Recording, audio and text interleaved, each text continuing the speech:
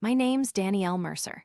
I'm 34 years old, born and bred in Asheville, North Carolina, where the mountains wrap around you like stubborn arms and folks still smile at strangers in grocery store parking lots. I sell time, basically. Worked the last 7 years of my life behind the counter at Greenwheel Market, counting change, stocking shelves, and checking IDs. It wasn't glamorous, but it paid. And more importantly, it kept me close to my daughter. My little girl, Sadie, is 10. Freckle-faced and whip-smart. Her dad left when she was 4, ran off to Florida with someone who didn't have stretch marks and knew how to talk baseball. I didn't chase him. I poured everything into Sadie instead. That means school lunches, last-minute science projects, bedtime stories, and working weekends if Greenwheel asked. Routine kept me sane. Wake up at 6. Get Sadie on the bus by 7:30. Walk the 6 blocks to Greenwheel, open by 8. Lunch on the loading dock with stale vending machine crackers. Then home by 6, cook boxed mac and cheese, help Sadie with her homework, and maybe, if I was lucky, a quiet hour on the porch with a glass of iced tea and the sound of crickets. I made peace with my life being small, but deep down, where even I wouldn't admit it, I wanted more. Respect, maybe. A sense that I mattered. That I wasn't just another woman behind a counter, invisible unless someone needed a bottle of cheap rum or a pack of smokes. I kept my head down, did my job, never once called in sick, even when I had the flu so bad I could barely stand. Loyalty, I thought, meant something. Turns out I was wrong. The morning they fired me, the sky hadn't yet cleared from the night's storm. Everything clung to a thin layer of mist. I remember the wet chill down my sleeves as I walked in, familiar in that way damp air always is in the mountains. Cheryl, the store manager, stood near the back office, arms crossed tight like she was holding in a secret. "Danielle, in the office, please." I swallowed the worry that rose in my throat. Inside, the air felt thick with sweat and ammonia, badly cleaned tile and tension. Dave, the regional manager from Hickory, leaned against the desk. His tie was crooked. He smelled like cologne and mint gum. "We're terminating your employment immediately," Cheryl said, eyes flat. "You violated company policy on ID checks." I blinked. "I'm sorry, what? Last week?" "A gentleman bought a six-pack. He looked underage. You didn't check his ID." "Yes, I did. You didn't scan it. That's required." "I didn't know that. It's policy. No one ever trained me on that." Cheryl raised her eyebrows like I was wasting her time. Dave flipped open a folder. "You signed the handbook acknowledgement when you were hired." "No," I said, "I never saw a handbook. I started with a tour and half an hour of register shadowing. That was it." They exchanged a look. Dave's voice dipped lower. "Well, unfortunately, that doesn't change the result. Your actions put the store at risk. You're done here, Danielle." It was quiet for a moment, just the tick of the dusty wall clock. My hands shook as I reached for my apron, folded it slowly. My skin burned with humiliation. I wasn't told. I wasn't warned. They just cut me loose like I mattered less than the candy by the register. "You've got nothing on file," I said. "You can't even prove I saw this policy." Dave shrugged. "Take that up with human resources." I walked out with no escort, no box of belongings, just my pride crumbling in pieces along the sidewalk. I turned the corner, sat hard on the back stoop of the building, and stared out past the alley to the ridgeline where clouds kissed the trees. My palms scraped gritty concrete. Damp air clung to my skin, and my chest ached with the kind of slow, hot rage that no tears could cool. They used me up. Cheryl had always treated me like background noise, a name tag with legs. And Dave, he saw employees as line items, replaceable, disposable. All I'd given them: holidays, weekends, late shifts, and they threw me out under the lie of policy. I never once got a training manual, never took a class on ID checks, never signed a single document. They never even recorded the onboarding they claimed to value so much. I pulled out my phone and scrolled to the Department of Health's website. I didn't know exactly where to start, but I knew one thing: selling alcohol without documented employee training broke state law, especially when staff handle every sale and never see proper instruction. My thumbs trembled as I copied the number. I wasn't angry anymore. Anger feels hot and useless. This was colder, cleaner. I wasn't going to beg for my job back. I was going to burn the whole damn thing down. This silence, it wasn't surrender. It was the start of a war. The morning after they fired me, I stood in the kitchen of my one-bedroom flat, clutching a chipped mug of instant coffee like it could anchor me. The silence sat heavy over everything. No hum of the fridge. No birdsong outside the cracked window. Just me, the bitterness on my tongue, and the words Sheila had thrown at me like a stone through glass. "Policy breach. You're a liability, Meredith." I hadn't slept. Not really. Every time I closed my eyes, I saw her pinched lips, her smug little nod when she handed me that termination letter like it was a winning lottery ticket. Sheila Greaves had never liked me. I knew that from the first time we spoke.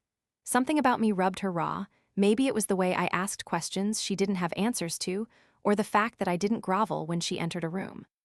She called herself operations manager, but she couldn't manage a microwave, let alone a compliance file. She was my nemesis in every way, cunning enough to smile while she cut you down, yet sloppy with power. Her defining flaw? Pride. Thought she was untouchable. Thought I was forgettable. Well, she made one mistake. She underestimated me. I didn't scream, didn't cry. I went quiet. That's when I'm the most dangerous, and she'll learn that in time. My dad used to say, still water doesn't mean safe water. I opened my laptop and started researching the licensing compliance board. I pored over procedural guidelines, training requirements, mandatory paperwork. Every word felt like sandpaper on my brain, but I read and reread until the coffee went cold. The more I learned, the more bile rose in my throat. They'd never trained me. Not once. No record, no checklists, not even a damn signature. And without proof of employee training, any alcohol sale I made under their roof was not just irresponsible. It was illegal. So I filed an anonymous report. I thought that would be it. One strike and they'd be reeling. But life doesn't hand out justice on silver platters. 2 weeks passed. Nothing changed. Then came the letter, not from the board, from their solicitor. Dear Ms. Harrow, it began in cruelly elegant font. We have been informed of recent defamation efforts relating to our client, Mullen Retail Group Limited. Legal action will be pursued should these unfounded claims continue. I sat frozen. The paper trembled in my fingertips. How had they found out? The report was anonymous. I made sure of it. Unless someone talked, I called Jill. She answered after 3 rings, her voice crisp like she'd just stepped out of a meeting. Meredith. Hey, how are you holding up? How did they find out? A pause. What do you mean? They know someone reported them. They know it was me. No one else would have known unless someone opened their damn mouth. Another pause, longer. I felt it in my chest like someone tightened a leather strap around my ribs. Jill? She exhaled, I'm sorry. I didn't say your name, but look, Sheila cornered me. She said she heard someone might be looking into training protocols. I panicked. I just said there was some talk. I hung up, not out of anger, out of despair. The walls in my flat shrank around me. My throat tightened as I stared down at the letter, its clean, professional menace. They had power. They had resources. All I had was my rent due next week and a threadbare bank account. I collapsed onto the couch, pulling a blanket over me like it might shield me from everything outside. My mind swirled. Was I really going to fight this? Risk whatever scraps of stability I had left. The memory of Sheila's smirk crept in like smoke under a door. Policy breach. You're a liability, Meredith. No, not this time. I got up, brushed my hair, put on lipstick like armor, and walked to the licensing board office to make a formal named complaint. The woman behind the desk, Elise, had warm eyes and a tired voice. You're saying you weren't trained at all? I nodded. And there's no record? Nope. She scribbled something down. Okay, we'll look into it. This kind of breach, if proven, can result in temporary license suspension or even full revocation. I thanked her and left. A flicker of hope kindled in my chest. I thought I'd done it. But 3 days later, I saw the post on Alderley Town Buzz. Jilted employee tries to tank local store. A photo of me, one I didn't even know existed, sat under the headline.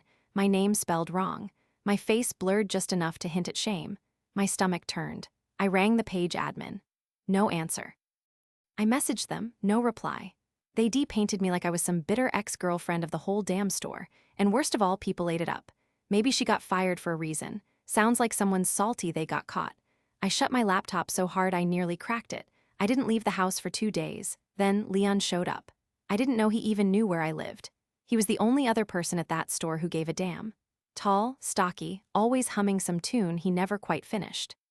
We'd had lunch breaks together, chatted about everything from houseplants to horror films. He said, holding out a bag of pastries. Figured you hadn't eaten. I let him in. He didn't ask questions, just sat with me. That silence, I needed it more than I knew. I saw the post, he said finally, his voice low. And I also saw something else. He pulled out his phone. It was a photo of the store's back office desk, papers strewn everywhere. He zoomed in. No training binders, no compliance logs. Nothing, my fingers curled into fists. Why are you helping me? He shrugged. Because I'm next. Sheila thinks covering her ass means letting everyone else burn. I'm not gonna let that happen. It was the closest thing to an alliance I'd had since this started. We hatched a plan. He'd keep documenting. Photos, schedules, memos, I'd decompile everything. Drop it right in the licensing board's lap, but Sheila struck first. Leon got written up. Misuse of company time, the paper said. 3 days later, he was let go due to restructuring. He called me that night. His voice cracked through the phone. "I'm sorry, Mur, I thought I was helping. You were," I said, though part of me wanted to scream. "They're just better at this than we are." The next morning, I received an envelope under my door. No postmark, just placed there. Inside, a single photo, my face, frozen in grainy black and white. Stamped, "Warning." That's when I broke, not from fear, from fury and sorrow and exhaustion. I pressed my back against the door, the wood cool against my spine. My legs gave out. I slid down until I sat crumpled on the floor, trembling like a struck bell. I thought of my father again. Still water doesn't mean safe water. He died in a traffic stop, wrong place, wrong time, when I was 17. And I remembered what he whispered once when I asked if fighting back was worth it. "You never get peace by pleasing the people who profit off your silence." I sat there in that silence, breathing in dust and heartbreak. Maybe I'd lost, maybe they'd won, but deep down something shifted. If they wanted war, they'd get it. Every damn chapter of it. At first, I thought the silence would soothe me. Instead, it wrapped around my chest like wet linen, tight, suffocating, impossible to shake off. I sat in the back of my car, parked half a block from the now alcohol-less shell of Greenwheel Market. Rain tapped the roof in a steady rhythm, like a clock counting down something I wasn't ready for. The windows fogged from my breath. My phone sat in the cup holder, dark and untouched. No messages, no calls, just me and the weight of failure. I thought taking the license would be enough. I thought humiliation and lost profits would serve as justice, as satisfaction. But all it did was make them mad. Macy retaliated. Let me rephrase that: she gutted me. She called my new job's manager and whispered poison. Said I'd been dismissed for incompetence. Said I was unstable. Said I was a liability. I didn't even get 1 week on the schedule before the offer vanished into thin air. "Sorry, we're going in a different direction." Different direction, my ass. I'd underestimated her. Macy Bellarose, 39 years old, regional manager of all Greenwheel Market locations in the district, a woman whose defining flaw was her inability to be challenged. If she smelled weakness, she pressed her heel into it until it burst. She was my direct superior once, now my nemesis. Back then, she used to smile during meetings and say, "If you don't like the rules, maybe you weren't meant for this place." I didn't think losing a job would take so much. But it did. It took my savings, my confidence, even my appetite. I'd lost track of the days I went to bed having eaten nothing more than coffee and fury. And what did I gain? A fired shot that missed the target. I leaned my head back against the cold headrest. My scalp prickled from the damp air, and a dull ache settled behind my eyes. What the hell was I doing? I replayed it all, how I left that place with my head high and how that pride just made the fall harder. I thought justice was just removing the license. But justice wasn't what I wanted. I wanted her to feel what I felt. I wanted her to pay, not in money, in truth. That's when I remembered Darren. He was a timid man, worked Register 3. Been there years longer than me. Always hunched, always avoiding eye contact with Macy. Once I caught him flinching when she walked too close behind him. I thought maybe he just didn't like people. But now it felt like something else.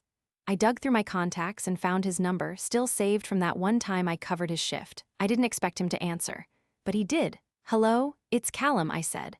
My voice cracked halfway through. "Sorry, this is weird, I need to ask you something, off the record." Silence. Then, softly, "She came for you too?" A knot unraveled in my chest. "Yeah, you okay?" "No," I admitted. He sighed. "You want to know what she did?" "Yeah, come over, not on the phone." 2 hours later, I sat on Darren's worn couch, a cup of chamomile tea warming my hands. The apartment smelled like peppermint and books. Faint jazz drifted from a tiny speaker. Darren sat on the edge of his chair, knees jittering. "She's been doing this for years," he said. "People get fired for things they never did, or things they weren't trained for. Then she tells the next job something different, always just enough to make them hesitate. How hasn't anyone stopped her? Everyone thinks they're alone," he muttered. "That it's just them, that they messed up." I stared at the mug. My reflections swam on the surface, but they didn't, he continued. "It's all Macy. She never puts anything in writing. She calls people. Uses her voice, her charm. Once she drove out a kid for stealing, said she had video evidence. There wasn't any. My stomach turned. And me, I asked quietly. "Why me? She saw you as a threat. You ask questions. You don't defer like the others do." He glanced at me. "That scares her."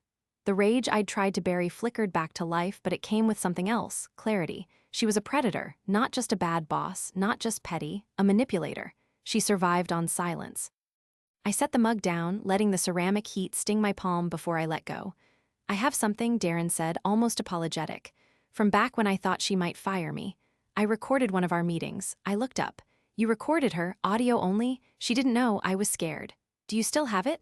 He nodded and walked to a drawer, pulled out a small device. Clicked it. Macy's voice filled the room.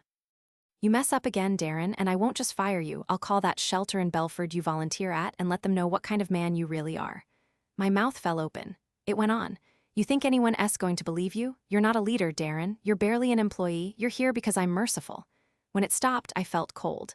Darren looked ashamed. I didn't know what to do. You kept it, I said. That's something. He smiled barely. That night, I didn't sleep. I typed up everything. My firing, the lack of training, her retaliation, Darren's recording. I listed dates, names, policies. I made it a case, not a complaint. In the morning, I sent copies to the Employment Standards Bureau. I sent one to a labor lawyer. And one to the corporate head office of Greenwheel Market. No more whispers. No more shadows. But that wasn't the final move. That afternoon, I registered a new account on a job board platform. I called it Behind the Uniform Asterisk, a place for retail workers to share their stories anonymously. I posted mine first. Then I messaged 2 other ex-employees I remembered from the store. People Macy had let go without notice. 3 days later, they posted too, and with each new story, the cracks in Macy's castle deepened. By the end of the week, I received an email from someone in internal audit. We'd like to ask you a few questions about your time at Greenwheel Market under the management of Ms. Bellarose. I closed the laptop and sat back, heart steady now.